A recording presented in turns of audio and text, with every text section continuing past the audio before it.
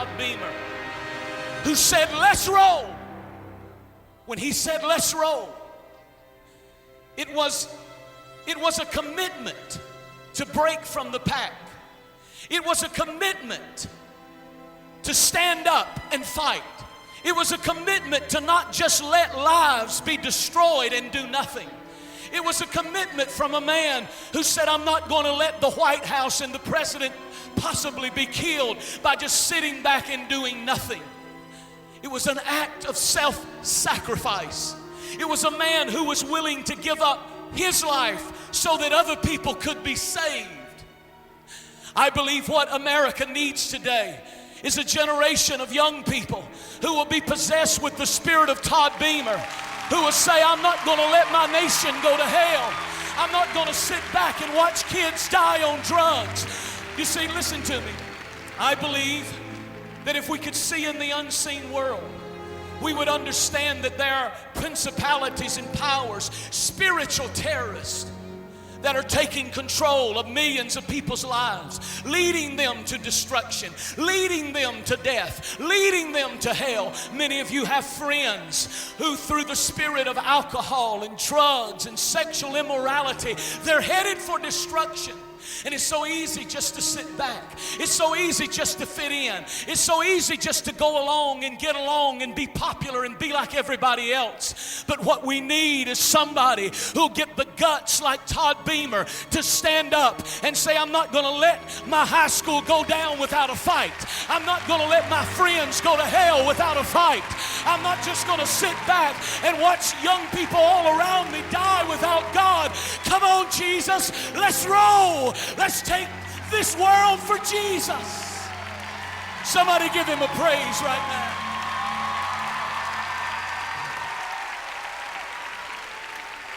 What I'm about to tell you is true.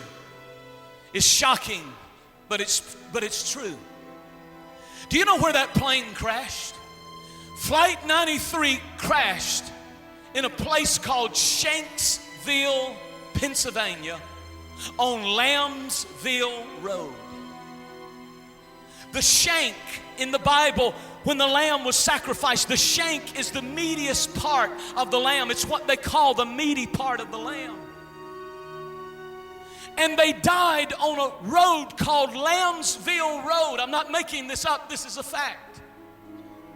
God was saying, here's an example of a man who was willing to give his life so that other people could be saved on Lambsville Road in Shanksville, Pennsylvania.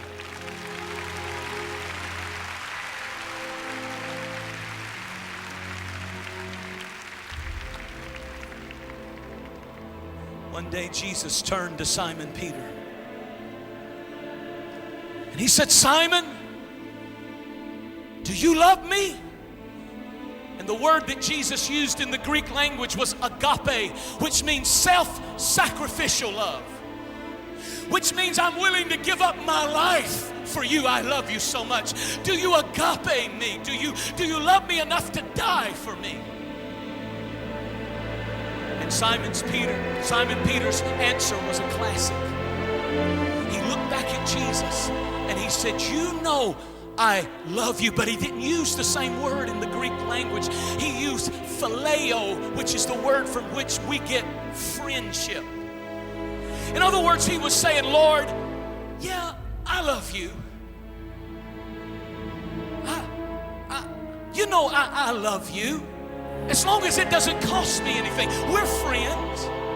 You know, I tell everybody I'm a born-again Christian. I know I party a little bit. I know I mess around with the girls or the boys a little bit. You know, I know I'm kind of hypocritical. I live wild on Friday night, but I come to youth group and raise my hands. But I'm a friend. We're friends. Just don't ask anything of me. Just don't ask me to give up anything for you. Just don't ask me to really sacrifice for you. Let's just be friends and kind of give me my distance, because I need to do my thing. And when I need you, you'll be there for me." Jesus looked at him and he said a second time, "Simon Peter, do you love me?" Agape. "Do you love me enough to die for me, to sacrifice everything for me?" Simon Peter looked back at him and he said, you know I eros. It's a different word in the Greek language. It means, it's a word from which we get erotic love. In other words, I get excited about you. Yeah, you know, I go to Winterfest and I get fired up for a few weeks and then I go right back to my old pattern. Go right back to my old friends. Go right back and listen to the same music that messed my mind up and has all those memories attached to partying, and so it pulls. I go right back. You know I love you. I get excited about you. You know, I cry sometimes. But don't ask me to change my life. Don't ask me to give up things that I love that I know are contrary to your will. I'm excited about you. Jesus looked at him a third time and he said, Simon Peter, do you love me? Agape love. Are you willing to sacrifice your life for me? And I don't know. When I was putting this message together, I saw it in my spirit. There was something in the words of Jesus. You know what Jesus was saying when he kept asking him over and over? He was saying, I hear people tell me they love me all the time. I hear people tell me they're a Christian all the time. I get mouth from people all the time. But I'm looking for somebody who'll back it up. I'm looking for somebody who'll sacrifice. I'm looking for somebody. You know what Jesus was saying? Jesus was saying, do you love your music or do you love my music? Do you love my people or do you love your wild friends? Do you love what you want to do or do you love what my will is for you? The Bible said that something in the voice of Jesus so touched Simon Peter's heart that he broke. He began to weep and he said, Lord, I'm tired of lukewarmness. I'm tired of playing God games. I'm tired of living wild all week and as though you don't exist and showing up on Sunday and singing the songs and playing the hypocrite. I see how indifferent and lukewarm my heart is. Forgive me. And he says the third time, because I agape you, I love you with a self-sacrificing love. Tell me what I have to do, he was saying, to prove to you that I love you. And I'll do anything. I'll give up anything. I'll do anything you tell me to do. Jesus looked at him and he began prophesying. He said, all right, if you really give me everything, if you really sell out to me, if you quit playing God games and quit being up one week and down the next and living right one week and using the F word 3 weeks later, when you get around your friends,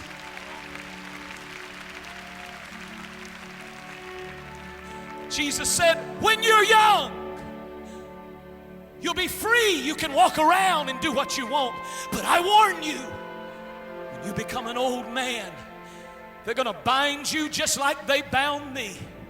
They're going to nail you to the cross and you're going to die just like I died, giving up your life in self-sacrifice so that others might be saved. Do you really love me?